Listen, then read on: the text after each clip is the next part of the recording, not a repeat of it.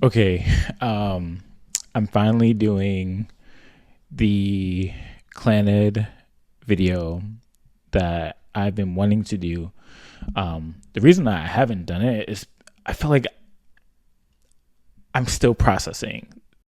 I mostly want to do this video because I finally want to get it to Patsan and hopefully watch this video. Clannad and Clannad After Story is probably one of the most impactful animes that I will never watch again. I'm lying. If my wife wants me to watch the anime, I probably will watch the anime. But Clannad After Story, or Clannad and Clannad After Story, are just, they're gut punches. I think one of the things that Clannad does, like, it sets you up. Everyone's having a good time. Tomoya is helping everyone else out with their trauma and what they're going through. They're like helping him overcome obstacles. He is encouraging. He, obviously has his own trauma that he is going through or has gone through, and I think he buries that in Clannad. He buries that trauma by just trying to help people out and, make friends and be in community, which I think this is one of the things that Christian Patan, he points out in his Clannad review. I think it's just the need for community, the need for people, the need to feel known and loved by people, because that's what we were made for. We were made in the image of God, and God in himself is a community in the Trinity, and being image bearers, we resemble that need and want and desire from that, and it explains that desire for that. But it's just very like Tomoya just wants to help and try his best to do those things. It reminds me of Fruits Basket, where, what is her name? What is Fruits Basket? I'm forgetting her name. It's been a while since I've watched the anime. It reminds me of her, where she's trying her best to help people, and maybe it definitely because she cares, or he cares about his friends and not wanting them to be alone, or he wants them to achieve their goals and or things that they desire and things, and because he actually cares about them. But it reminds me of that, right? And I also I thought that, because me and my wife were watching it, she was saying that, hey, this is going to wreck you, it's going to turn your life around, and it's going to in some way help you, gain this crazy emotional intelligence, or it's going to break you in some way. And I was expecting that to happen in the first season, right? Because there's some sad things that are happening in the first season alone, right? Where Agisa is sick all the time, right? Or she's sick during a certain part of the year, so she can never graduate one time. Tomoya, has fights with his dad, and maybe there was going to be a point where I was thinking like, oh, bet his dad's going to end up getting into a crazy accident because he's a drunk.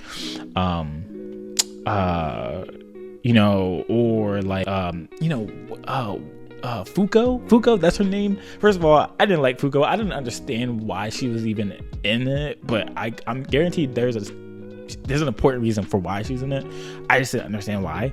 But Fuko was like this character that just came in and out and just gave stars to people and just tried to, when things were going wrong or bad, that she was popping in and she was easing the tension, which I don't know if she was comedic relief or if she was, some type of divine being in her coma that she was able to pop in and out of people's lives and things like that. But what's crazy for her, even for Fuko, is that she was forgotten.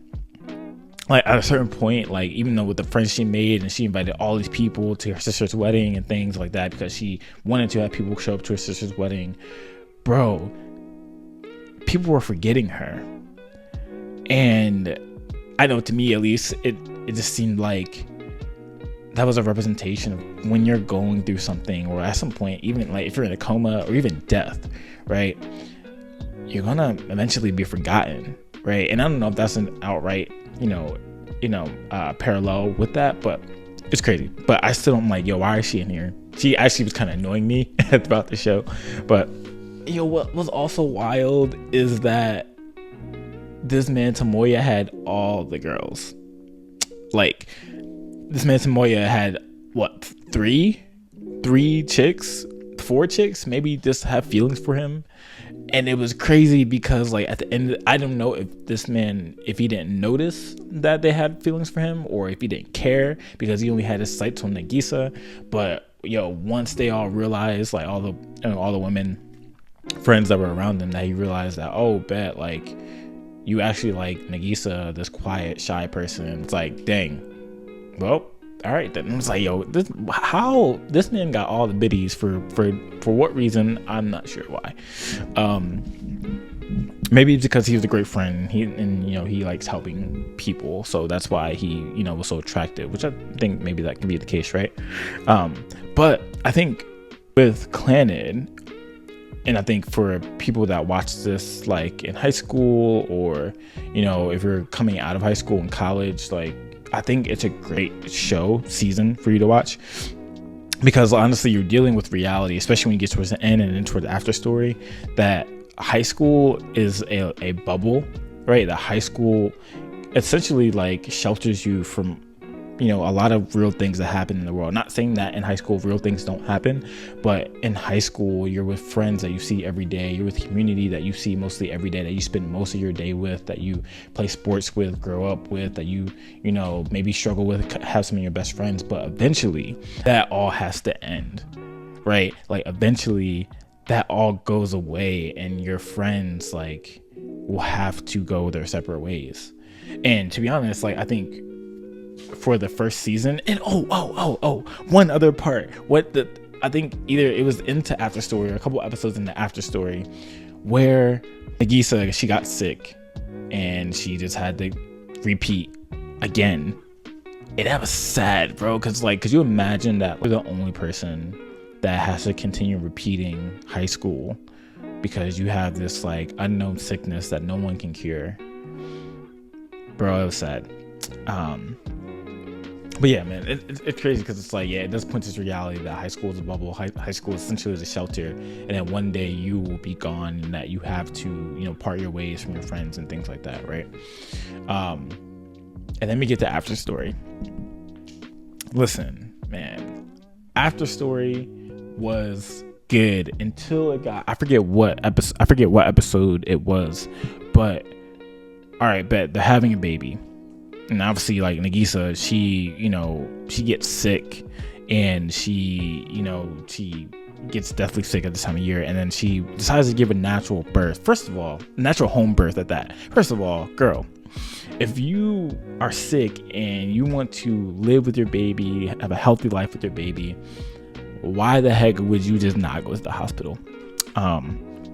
Crazy to me, wild to me. But I think the thing about Clannad, right, when Nagisa,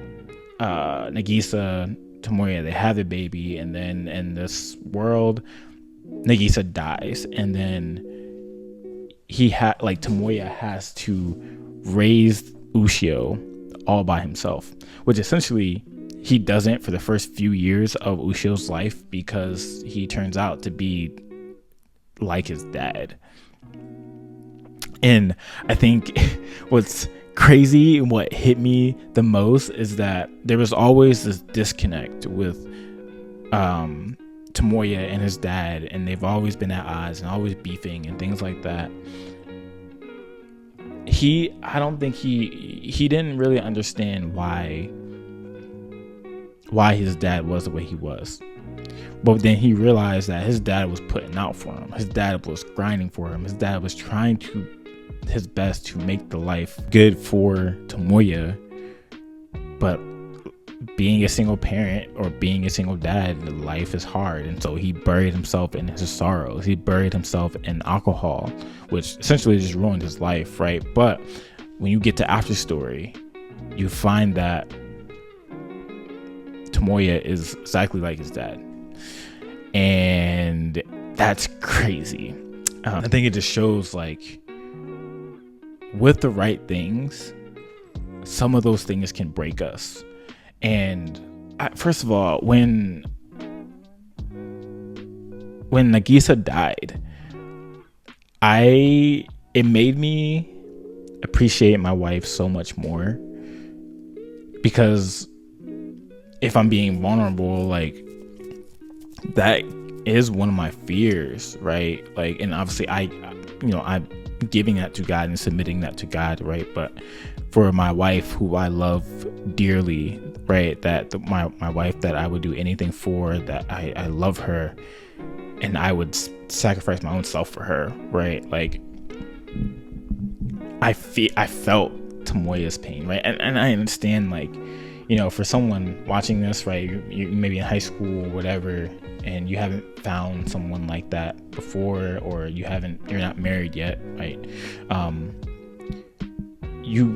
think you understand that pain still, but I think when you're married, bro, like, the reality that in an instant, because like good health and life and, you know, living a long life with the person that you love, like, isn't guaranteed to us, and the fact that anything, any day could take that away from us, like, bro, that made me appreciate my wife so much more. It almost got a little tear, and like, from me, like, it didn't quite get full on like bawling, but like, I was deeply sad, because I'm like, dang, if there is an anime, and anime usually does a really great job in really like bringing out emotions and showing how suffering of any types of worlds, right, whether they're fictional or supposed to be relatable to the real world, how that's a real thing, right?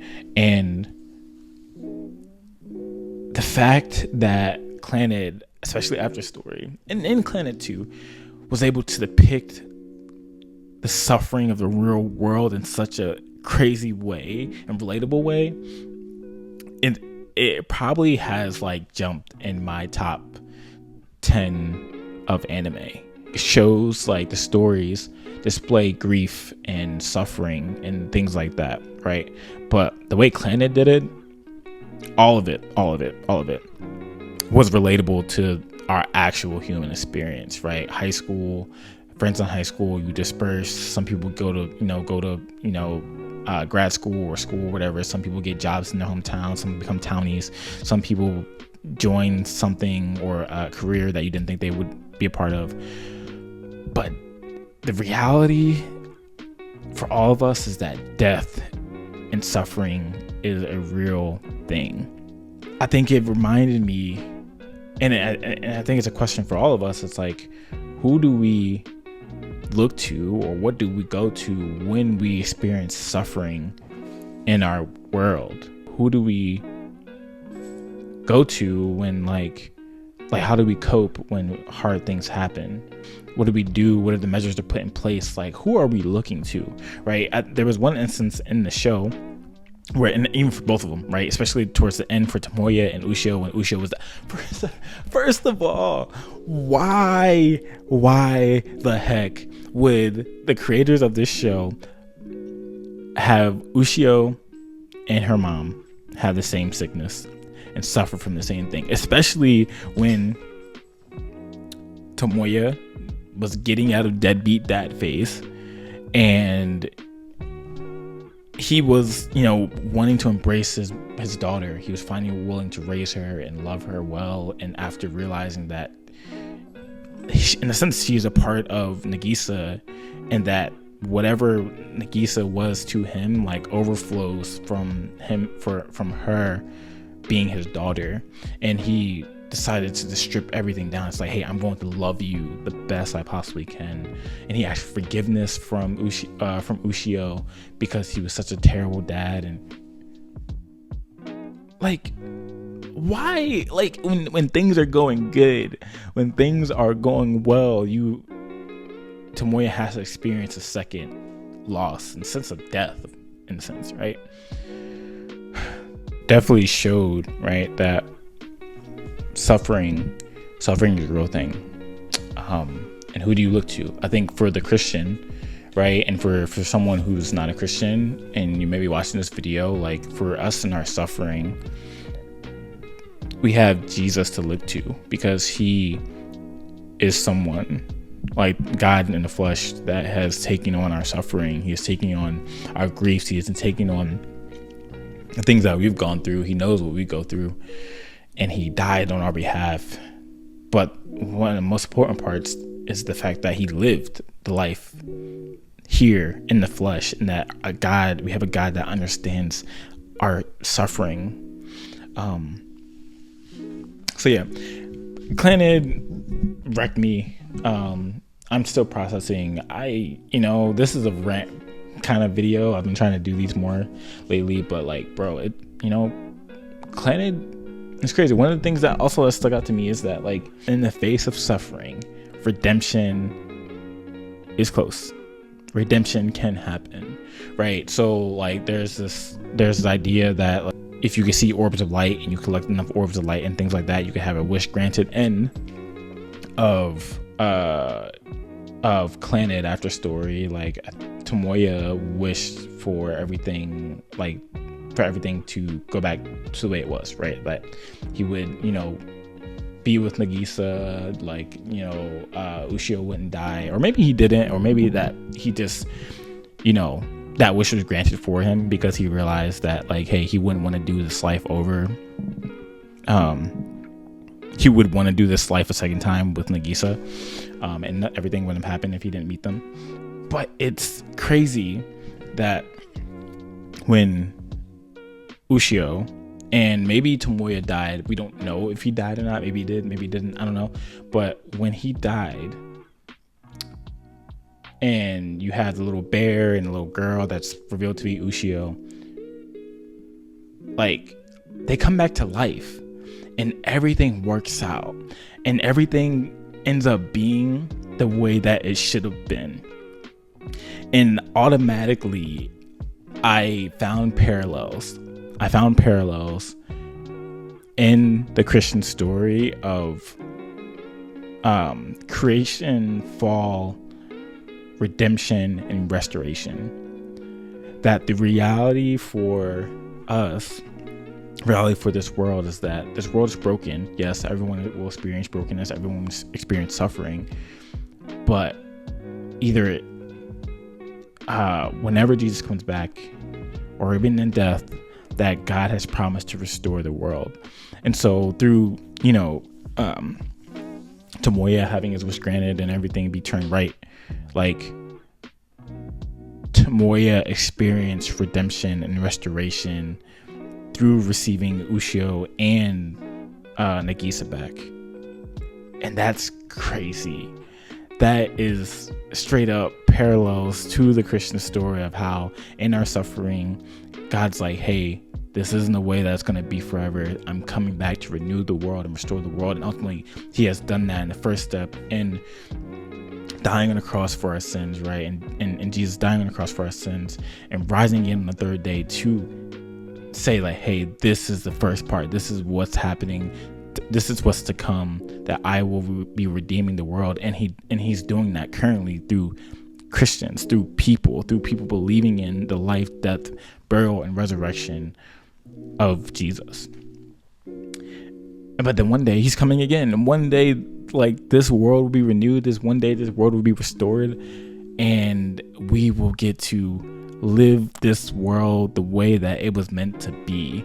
And I think that last episode of Clannad After Story is a perfect picture of that. Let me know what you think of this video. Let me know what you thought of Clannad. I'm sure most of you guys have already watched it, but if you haven't watched it, make sure you check it out. Cool. I'll catch you later.